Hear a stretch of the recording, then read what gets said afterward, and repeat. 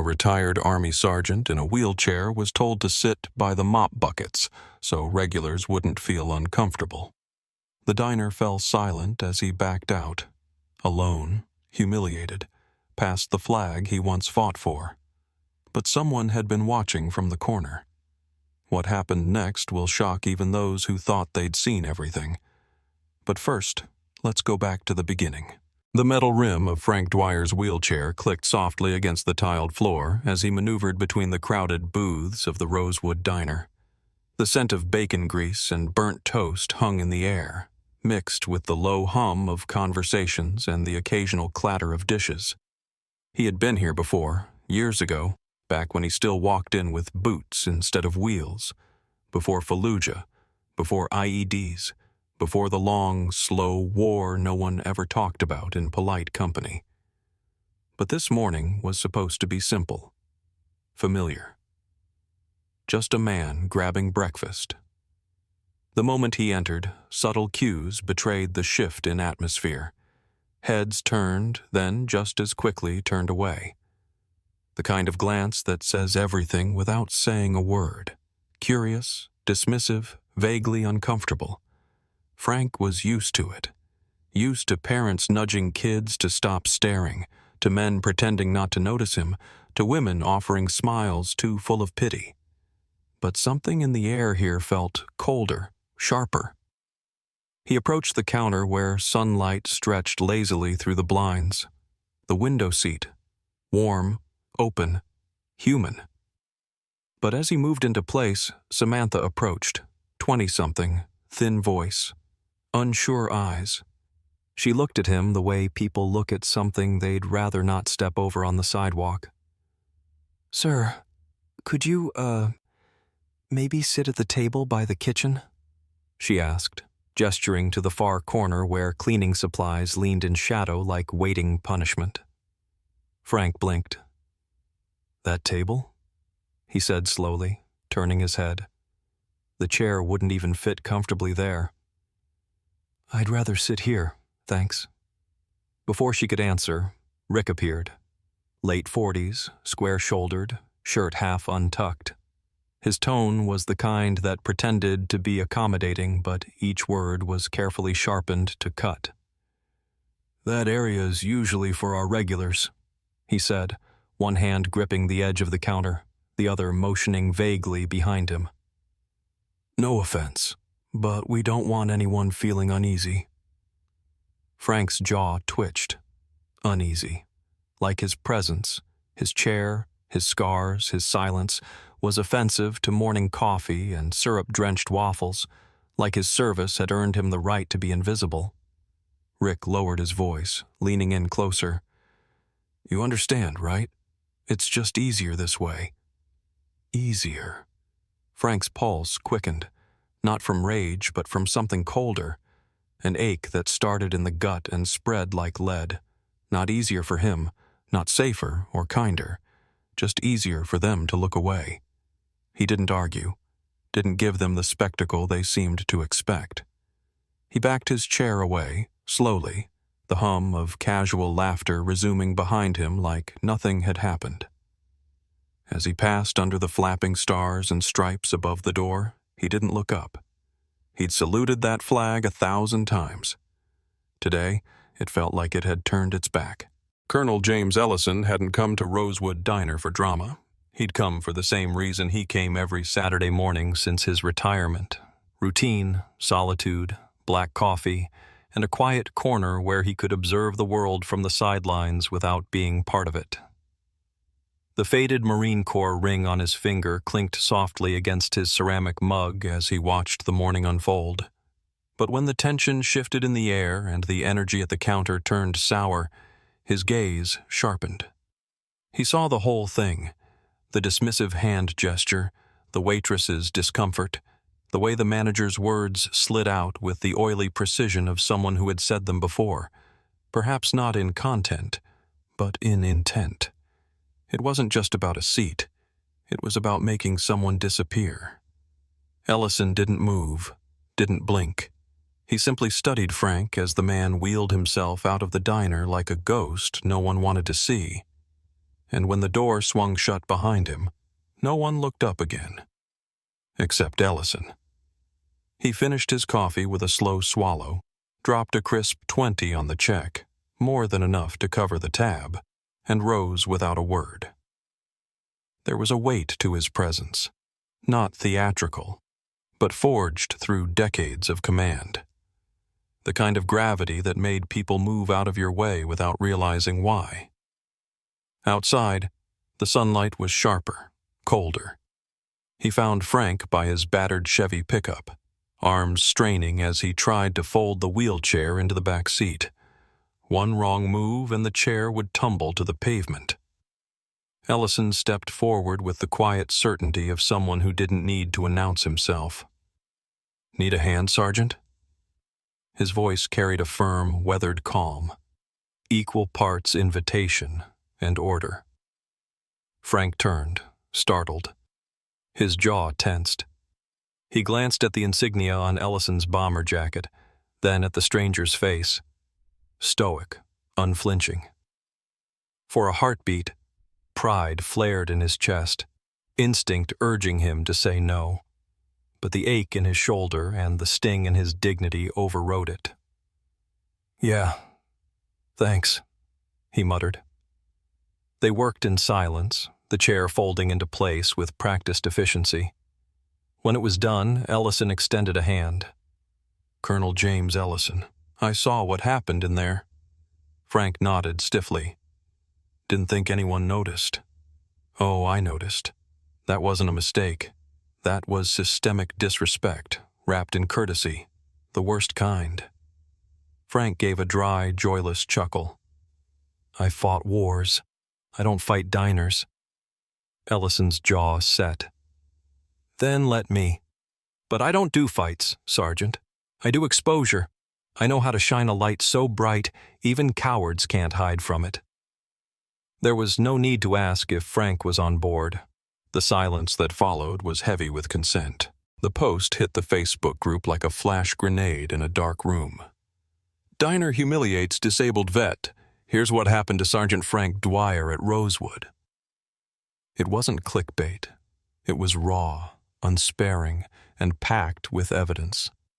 Grainy cell phone footage of Frank's quiet request, Rick's dismissive wave, Samantha's uncomfortable glance toward the mop bucket table. A few witnesses, previously silent, chimed in below the post. One had recorded the exchange on their phone from behind a napkin dispenser. Another uploaded a blurry shot of Frank exiting the diner, alone, head down, back to the stars and stripes overhead. It wasn't rage bait. It was a wound, and it reopened something deep in the veteran community. Within hours, the post was being reshared with furious captions. "We don't leave our own behind. Is this how we treat our brothers now? This man bled for your freedom, and you tell him to sit by a mop?"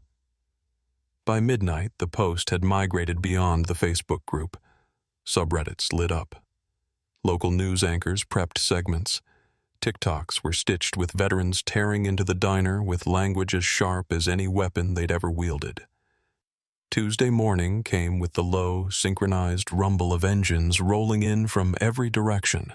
Dozens of motorcycles, some with tattered POW MIA flags, others with unit patches from Vietnam to Afghanistan, surrounded Rosewood Diner like an honor guard. Riders stepped off with precision, boots hitting pavement like thunder. They weren't there to vandalize. They were there to eat. A sign was taped to the front of the diner, "Breakfast for Frank." And Frank, stoic, heart-pounding, was pushed forward by Ellison, who stood like a stone pillar behind him. "You don't owe them anything," Ellison murmured low. "But they need to see you. Let them see what dignity looks like under fire." Frank hesitated only a second, then nodded. Inside, Rick was a mess. His hands trembled as he fumbled with receipts. Calls poured in nonstop. Cancellations, hate mail, threats of boycotts. A producer from Channel 7 waited impatiently near the hostess stand. Yelp had slapped the diner with a consumer alert.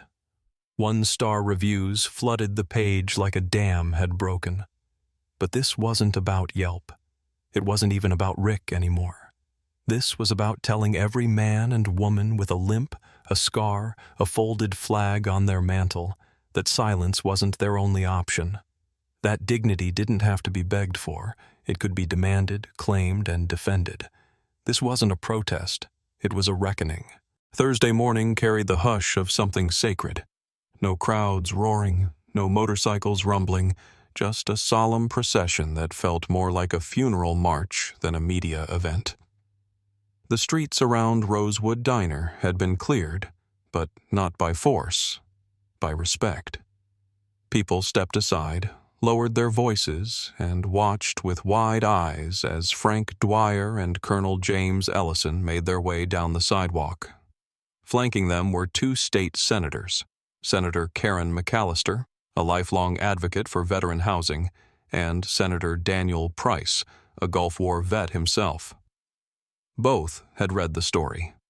Both had called Ellison personally and insisted on being there. Behind them followed a reporter from the New York Times, notebook ready, and a Fox News camera crew capturing every detail: the worn wheels of Frank's chair, the set of Ellison's jaw, the way Frank's eyes never once lifted to the crowd. The diner looked smaller than before, not physically, but morally. The place that had once turned away a veteran now stood like a penitent altar. Rick was gone, suspended indefinitely. His name had vanished from the staff board inside. Samantha waited just beyond the threshold, pale, visibly trembling. Her apron hung loose, wrinkled from the morning rush she'd barely managed to complete. When her eyes met Frank's, she didn't speak at first, but tears began their slow descent even before her voice cracked.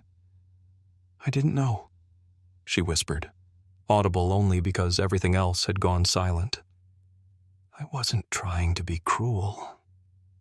Frank didn't raise his voice or scold her. He didn't need to.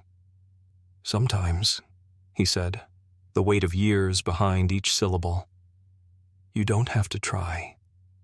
It still hurts." She nodded, eyes downcast. Not broken, but changed. Then, from behind the counter, came a woman perhaps in her late 70s. Her walk was slow, but deliberate.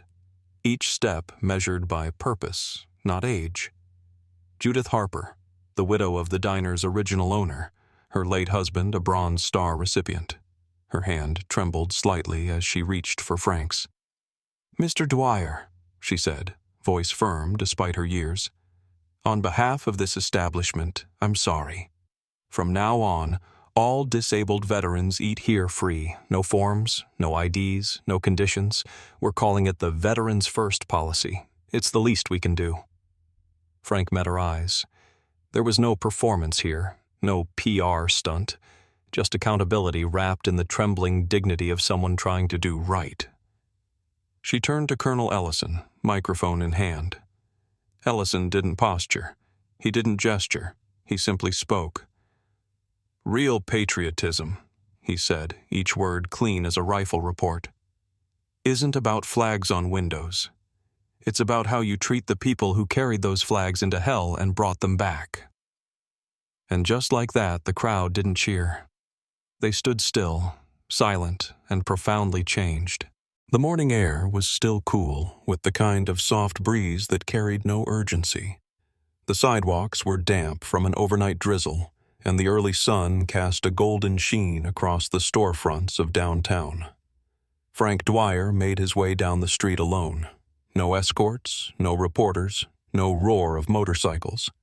Just the subtle click of his wheels on concrete and the steady beat of his breath. He didn't come back to make a point. He didn't come back to be seen. He came back for breakfast. As he approached the glass door of Rosewood Diner, he paused briefly, gazing at his reflection in the streaked window. His jacket was clean, his posture upright, the U.S. flag patch over his chest freshly stitched. The diner hadn't changed much, but something in the air felt different. Lighter, like the place had been scrubbed of something invisible but heavy. Inside, the familiar smells hit him instantly. Maple syrup, frying bacon, the bitter comfort of coffee brewing. He rolled through the entrance, and before he could even look around, the hostess stepped forward with practiced ease and a warm, unwavering smile. "Good morning, Sergeant Dwyer," she said gently. "Window seat, right?" There was no hesitation in her voice, no awkward tone, no glancing over her shoulder for permission. Frank gave a quiet smile. "That'll do." The words weren't loaded. They didn't have to be. He followed her gesture and wheeled himself smoothly to the spot by the window. Sunlight spilling across the table, glinting off the rim of his coffee cup as it was set down in front of him moments later. No fanfare. No free desserts. No forced gratitude. And yet, something stirred across the room. A single clap. Then another. No one stood. No one whooped or cheered. It was quieter than applause. Reverent, like a heartbeat catching rhythm across the diner. One by one, hands came together. Old men in ball caps stitched with unit names. Young mothers with tired eyes. Tourists holding phones just low enough not to interrupt the moment. Not a spectacle. A salute. Frank didn't lift his hand or wave them off. He didn't bow his head. He just nodded once, letting the warmth settle in his chest, steady and full. Then he turned to his plate, lifted the steaming cup to his lips, and took a long, slow sip. And for the first time in what felt like a lifetime, he wasn't an example, a cause, or a walking reminder. He was just a man, having breakfast exactly as it should be, as it